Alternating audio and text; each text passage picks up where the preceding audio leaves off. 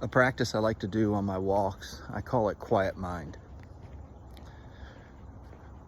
If you take the time to pay attention, what you'll notice is you look at things, driving down the road, walking around, whatever it is, your mind is constantly telling you what you're seeing. If you'll notice it in the background, it's telling you exactly what you're looking at. This is part of that chatter that's in there that I'm telling you, most of it's not very helpful. So this practice is learning how to walk around and have a quiet mind, even as you see things, even as you see the trees that are around, the plants that are around. So I come from the woods, so I'll look at trees and know the name of them, but I'll start telling myself the name of the tree. There's an old story about a monk who he went up to his spiritual master for the first time and he said, "I finally understood. Today I finally saw just tree." And I finally saw just tree. And what he was describing is in the courtyard of this monastery, there was an ancient oak tree. And he said, oh, so often I would go by and I would look at the oak tree and I'd appreciate it, but I would constantly name it, telling myself these stories of all the things it did and how long it's been here. He says, but today, just tree. And that is what quiet mind is. Learning how to get the chatter in your head to stop talking, it's a practice. You learn how to do it on purpose. It's really what meditation is helpful for, because the point of meditation is to pick, one of the points of meditation is to pick one thought, right? When you're sitting down to do the practice, whether it's guided or you're doing it by yourself, your focal point is on one thing. And anytime you drift, you return to it. Drift, return. As long as you keep practicing, you'll be able to stay in that spot longer and longer and longer without drifting. The whole point of it is don't judge yourself for drifting. This is a huge part of the meditation practices. The point is to just sit and do it. It's to participate. How your mind works that day, just notice it. Don't judge yourself for it. It's telling you something. It's giving you a ton of information of what it's like to do it that day.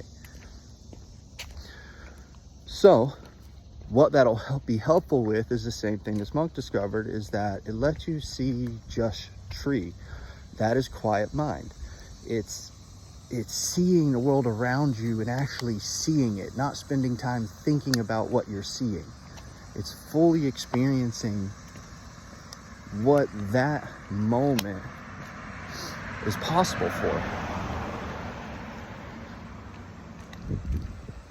And that's the purest way to experience a moment, is in that place of quiet mind, where some days it's the hardest thing you'll ever do. Today's practice, I'm not gonna lie, pretty difficult. Sometimes it's super simple, but it is what restores peace, centeredness, joy, love to your life. Is each day, no matter how you feel, no matter how you wake up, whether it's amazing or it's not amazing at all, you have this ability to bring your body to wherever center is that day, right? Center's never in the same place. It moves. There's a natural wobble to life, and as things wobble, right, it points back and forth. So finding center that day, it won't look the same as finding center on other days. Now, as you continue to do it, what you'll learn is your natural wobble of life, how much you actually shove it when you're experiencing one of the emotions. And then the story you tell yourself after you do it. And again, if we can bring that thing where it's just a natural wobble, it's the same kind of concept as quiet mind, because in that place, you see reality. You see things for what they really are. And you're able to make decisions inside of them that are useful for you and those around you. They build your life up. They're not just continually getting in your own way. Because that's what can happen when our mind isn't quiet, is it'll feed us a story and we'll already have a predisposition to believe that story, and now we use that story to tell ourselves the next part of the story, and our minds go quickly, and you can literally create an entire reality of a situation that's not actually happening very fast. It's okay. It's what our brains do. The skill is noticing it's happening.